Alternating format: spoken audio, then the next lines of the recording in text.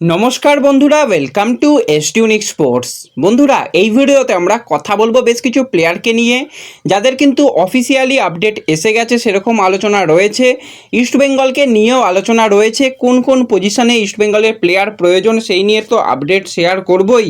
এর সাথে সাথে ইস্টবেঙ্গল কিন্তু একজন ভারতীয় প্লেয়ারকে নেবার ব্যাপারে মরিয়া চেষ্টা চালাচ্ছে, সেই প্লেয়ারকে নিয়েও কিন্তু আপডেট শেয়ার করে নেব এই ভিডিওতে। তাই ভিডিওটা শুরু থেকে শেষ পর্যন্ত দেখো, আর ভিডিও ভালো লাগলে সকলে একটা করে লাইক করে আমাদের 500 লাইকের টার্গেট পূর্ণ করে দিও। আর যারা চ্যানেলে প্রথমবারের জন্য এসেছো, মনে করে চ্যানেলটাকে সাবস্ক্রাইব করে তার পাশের বেল আইকনটাকে অন করে রেখো, তাহলে তোমাদের প্রিয় দলের খেলার সমস্ত আপডেট তোমরা এখানে পেয়ে যাবে। তো চলো আর দেরি না করে ভিডিও শুরু করা যাক। তো প্রথমেই যদি আমরা কথা বলি চেন্নাইন এফসি থেকে, তো চেন্নাইন এফসি কিন্তু সবথেকে ট্রান্সফার মার্কেটে বেশি অ্যাক্টিভ রয়েছে। যেরকমভাবে তারা প্লেয়ারদের সাইনিং কমপ্লিট করেছিল, সেইভাবেই কিন্তু তারা পর অ্যানাউন্সমেন্ট করে যাচ্ছে। তো আজকে কিন্তু ভারতীয় স্ট্রাইকারের অ্যানাউন্সমেন্ট তারা করে দিল। 20 বছর বয়সী ভারতীয় স্ট্রাইকার বা উইঙ্গারের প্লেয়ার গুরকিরাত সিং, সে কিন্তু মুম্বাই সিটি এফসি ছেড়ে কিন্তু দীর্ঘমেয়াদী চুক্তি, 2 বছরের চুক্তি হয়েছে। যদি পারফরমেন্স ভালো হয় তাহলে কিন্তু আরও একটা সিজন কন্ট্রাক্ট এক্সটেনশনের ব্যাপারটা থাকবে। তাকে কিন্তু আজকে অফিসিয়ালি সাইন করিয়ে নিয়েছে। তো খুবই ভালো কিন্তু চেন্নাইয়ের অ্যাটাকিং লাইনটা তৈরি হয়ে গেল। ইরফান ওয়াদিদারের মতন প্লেয়ার রয়েছে, Kiyan Nassiri, Daniel Chima Chukwu, Wilmar Jordan Gil. তো দুর্দান্ত কিন্তু অ্যাটাকিং লাইনটা তৈরি হয়ে গেছে চেন্নাইন এফসি। তো এই প্লেয়ারের সঙ্গে চুক্তি হয়ে গেল। এরপর যদি আমরা আরও একজন ভারতীয় গোলকিপারকে নিয়ে কথা বলি, তো 31 বছর বয়সী ভারতীয় গোলকিপার টিপি রাহেনেস। তোমাদের অনেক দিন আগেই জানিয়ে দিয়েছিলাম উইন্টার ট্রান্সফার উইন্ডোর সময়তেই, যে টিপি রাহেনেসকে কিন্তু ফ্রি ট্রান্সফারে মুম্বাই সিটি এফসি সাইন করাচ্ছে জামশেদপুর থেকে। তো তারই কিন্তু অফিসিয়াল আপডেট আজকে এসে গেছে মুম্বাই সিটি এফসির তরফ থেকে। 2027 সাল পর্যন্ত কিন্তু এই গোলকিপারের সঙ্গে চুক্তি করে নিয়েছে মুম্বাই সিটি এফসি। তো দীর্ঘদিন কিন্তু জামশেদপুরে ছিল এবং লিগ শিল্ডও উইন করেছে। জামশেদপুরের হয়ে কিন্তু খুব ভালো সময়টা কাটালো টিপি রাহেনেস। তো দেখা যাক কতটা কি সুযোগ পায় মুম্বাই সিটি এফসিতে গিয়ে। তো এরপর যদি আমাদের একজন বাঙালি গোলকিপারকে নিয়ে কথা বলি, তো 24 বছর বয়সী বাঙালি গোলকিপার লারা শর্মা। তো লারা শর্মা মূলত একজন ব্যাকআপ গোলকিপার হিসাবেই থাকে।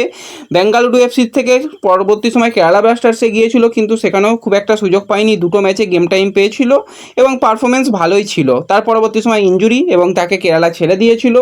এবার কিন্তু পার্মানেন্ট ডিলে লারা শর্মাকে সাইন করিয়ে নিয়েছে এফসি গোয়া। শোনা যাচ্ছে মাল্টি ইয়ার ডিল হয়েছে, ঠিক কত সাল পর্যন্ত ডিল হয়েছে তার এখনও আপডেট আসেনি, কিন্তু গোয়ার তরফ থেকে অফিসিয়াল কনফার্মেশন এসে গেছে। লারা শর্মাকে কিন্তু তারা সাইন করিয়ে নিয়েছে। তো খুবই ভালো কিন্তু একটা সাইনিং হয়েছে এফসি গোয়ার জন্য। এবার প্লেয়ারটা কতটা সুযোগ পাবে সেটা হচ্ছে একটা দেখার বিষয়, কারণ সেই জায়গায় আর্শদীপ সিংয়ের মতন একজন গোলকিপার রয়েছে, হৃত্বিক তিয়ারির মতন কিন্তু একজন ইয়াং ট্যালেন্টেড গোলকিপার রয়েছে, তার সাথে সাথে লারা শর্মাও এসে গেল। তো আশা করি সে সুযোগ পেয়ে কিন্তু নিজের সেরা ফুটবলটা খেলতে পারবে। এবার যদি আমরা সরাসরি চলে আসি ইস্টবেঙ্গলের দিকে, তো ইস্টবেঙ্গলের কিন্তু আজকে দ্বিতীয় দিনে সিএফএলের প্রস্তুতি পর্ব ইস্টবেঙ্গল সারলো। খুবই ভালো কিন্তু তারা প্রস্তুতি পর্ব নিয়েছে শোনা যাচ্ছে। আজকেও কিন্তু বেশ কিছু প্লেয়ার খুব ভালো পারফরমেন্স করেছে, কিন্তু অত্যাধিক গরম, তার মধ্যেও প্রস্তুতি পর্ব নিতে হচ্ছে, কিছু করার নেই। তো শোনা যাচ্ছে ভালো কিন্তু প্রস্তুতি পর্ব করেছে কয়েকজন প্লেয়ার, খুব ভালো কিন্তু আজকেও পারফরমেন্স করেছে। তো আশা করি তারা ভালো পারফরমেন্স করবে। আর আজকে মোহনবাগান সুপার জায়েন্টের কিন্তু সিএফএলের দলের একটা ফ্রেন্ডলি ম্যাচ ছিল। তো সেই ম্যাচটা কিন্তু তারা 2-2 গোলে ড্র করেছে। আশা করা যায় ইস্টবেঙ্গলও কিন্তু পরবর্তী সময় কিছু ফ্রেন্ডলি ম্যাচ যদি খেলা যায় তাহলে অবশ্যই খেলবে। 28 তারিখে ইস্টবেঙ্গলের প্রথম ম্যাচ রয়েছে, তার আগে যদি 2-1টাও প্রস্তুতি ম্যাচ করা যায় তাহলে কিন্তু খুব ভালো সেটা হবে ইস্টবেঙ্গল দলের জন্য। এবার যদি আমরা ইস্টবেঙ্গলের সিনিয়র দল নিয়ে কথা বলি, তো সিনিয়র দলে কিন্তু অনেকগুলো পজিশনে ইস্টবেঙ্গলের এখনও প্লেয়ার লাগবে। প্রথমেই যদি আমরা কথা বলি সেন্টার ব্যাকে কিন্তু অবশ্যই একজন প্লেয়ার তো লাগবেই। রাইট ব্যাক প্লেয়ার কিন্তু একজন লাগছে, এছাড়া লেফট ব্যাক, এই দুটো সাইড ব্যাকে ইস্টবেঙ্গল প্রচণ্ড পরিমাণে গত বছর সমস্যায় পড়েছিল।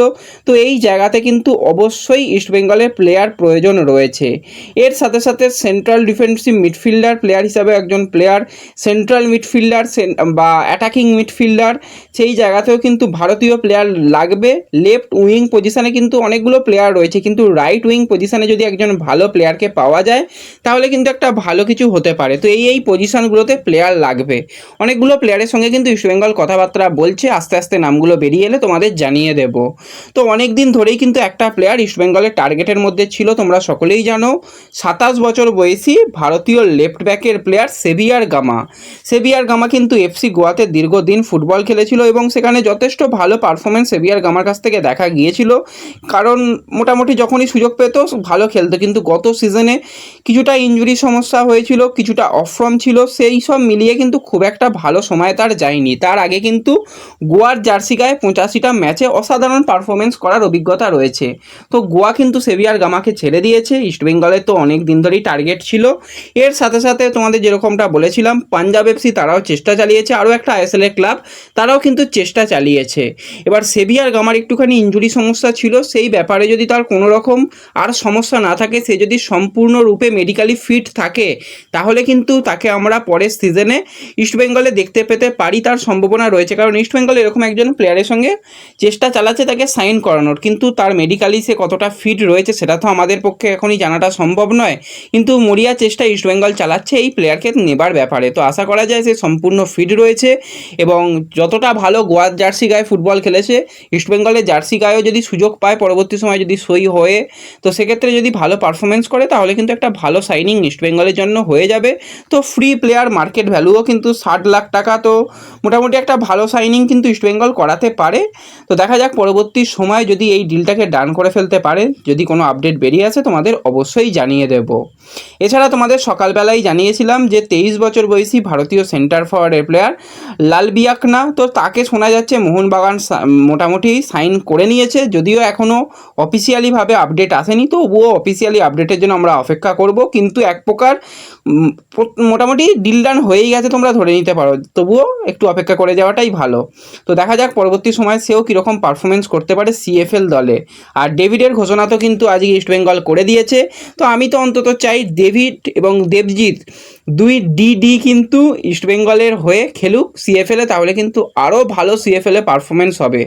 গত সিজনে ডেভিড 21টা গোল করেছিল সিএফএলে, তো আশা করি যদি এই সিজনেও সুযোগ পায় তাহলেও কিন্তু তার কাছ থেকে অনেক অনেক গোল দেখতে পাবো। তার সাথে দেবজিৎ নতুন আবিষ্কার, তাকেও যদি ব্যবহার করা হয় খুব ভালো হবে।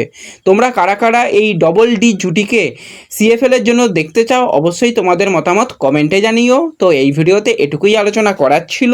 ভিডিও ভালো লাগলে ভিডিওতে লাইক করে দিও, চ্যানেলে প্রথমবারের জন্য এলে চ্যানেলটাকে সাবস্ক্রাইব করে দিও, ফেসবুক পেজ থেকে ভিডিও দেখলে ফেসবুক পেজটাকে ফলো করে নিও এবং ভিডিও একটু সকলের সঙ্গে শেয়ার করে দিও। তো দেখা হচ্ছে পরবর্তী ভিডিওতে, ধন্যবাদ।